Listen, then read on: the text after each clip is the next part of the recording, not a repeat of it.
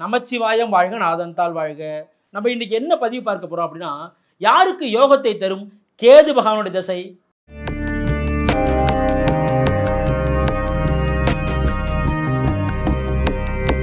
ரகசிய உண்மைகள் யூடியூப் நேயர்கள் அனைவருக்கும் இனிய வணக்கம், வாழ்க வளமுடன். நான் உங்கள் ஜோதிடர் விஷால் விவர்தன் பேசுகிறேங்க. நம்முடைய ரகசிய உண்மைகள் யூடியூப் சேனலில் நிறைய ஜோதிட தகவல்களை தொடர்ச்சியாக கொடுத்து வந்துட்டே இருக்கிறேன். அதை பார்த்து பயன்பெறுங்க.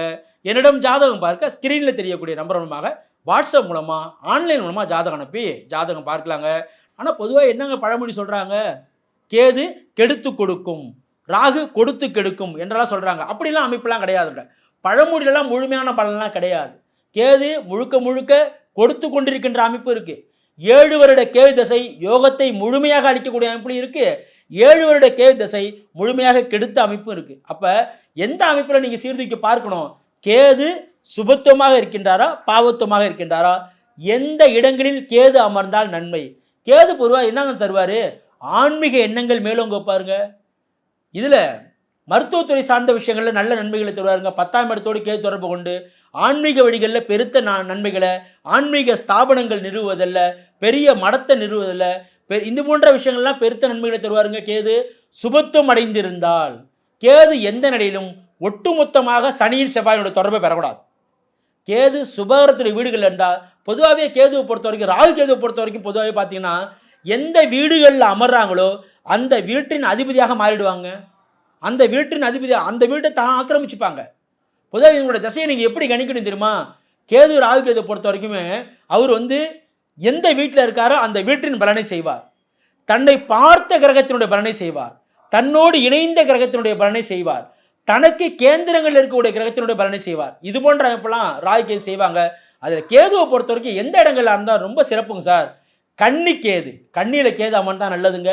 ஏன்னா புதனுடைய மூலத்திரிகோணம் உச்சம் ஆட்சி வீடு, புதனுடைய வீட்டில் கேது அமர்வது நல்லது. கன்னி கேது அற்புதமான கேதுங்க. அடுத்து பார்த்தீங்கன்னா விருச்சகம், விருச்சகத்தில் கேது அமர்வது சிறந்தது. அடுத்தது பார்த்தீங்கன்னா கும்பக்கேது, கும்பத்தில் கேது அமர்ந்தால் நல்லதுங்க. இந்த 3 இடங்களில் கேது அமர்ந்தார்னா நல்ல நன்மைகளை வாரி வழங்குவார். கேது குருவோடு இணைஞ்சிட்டாருன்னு வச்சுக்கலாம், மிகப்பெரிய கேள யோகம், கோடீஸ்வர யோகத்தை தருவார். உடனே குரு கேது இணைஞ்சு நான் கோடீஸ்வரனா இல்லையானா லக்னோடைய வலுவுக்கு வந்துடணும். உடனே அதுமாரி ஒரு கேள்வி உடனே வந்துடும். நான் சொன்ன உடனே அடுத்த நிமிஷம் உங்களுக்கு கேள்வி வரும். இல்லை சார், என்னுடைய ஜாதகத்தில் குரு கேது இணைவு தான் சார் இருக்குது, நான் எங்கே சார் கோடீஸ்வரனா இருக்கேன்? நீங்கள் உடனே ஒரு திங்கிங் உங்களுக்கு வந்துடும். அப்படி கிடையாதுங்க. குரு கேது இணைவு இருக்குது, கேது தசையோ குரு தசையோ நடப்பில் இருக்குது. லக்னாதிபதி நன்றாக இருக்கின்றாரான்னு பாருங்க. உங்களுடைய ஜாதகத்தில் லக்னாதிபதி நன்றாக இருந்தால் நீங்கள் கோடீஸ்வரன் அப்போ யார் தடுக்க போகிறாங்க? தடுக்க முடியாது.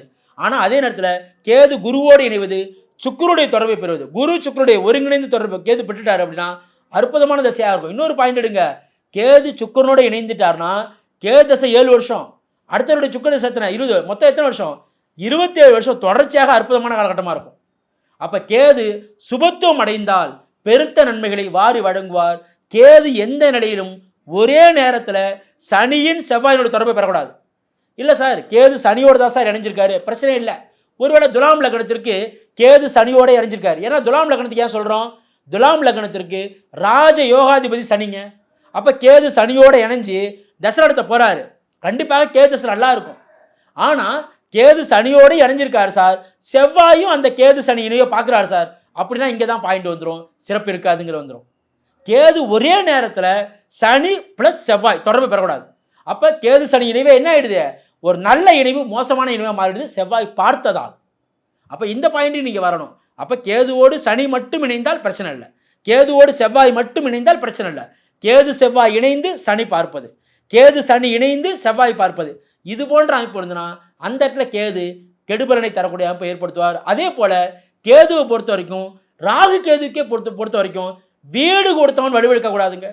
வீடு கொடுத்தவன் வலுவிழக்கக்கூடாதுன்னு என்ன சார்? நீச்சம் அடையக்கூடாது. கேது கும்பத்தில் இருக்காருங்க சார், 5ஆம் இடத்துல தான் இருக்கார். ஆனால் கேதுவுக்கு வீடு கொடுத்த சனி துலாம் லக்னத்திற்கு 7ஆம் இடத்துல நீச்சம் ஆயிட்டார். கேது தசை நன்றாக இருக்குமா? நன்றாக இருக்காது. வீடு கொடுத்தவன் வலுவிழந்ததால் கேது தசை நன்றாக இருக்காதுங்கிற பாயிண்ட்டுக்கு நீங்கள் வந்துடணும். அப்போ ஏன் எதனால் கேது தசைக்கு வீடு கொடுத்த வலுவிழந்தான்னு?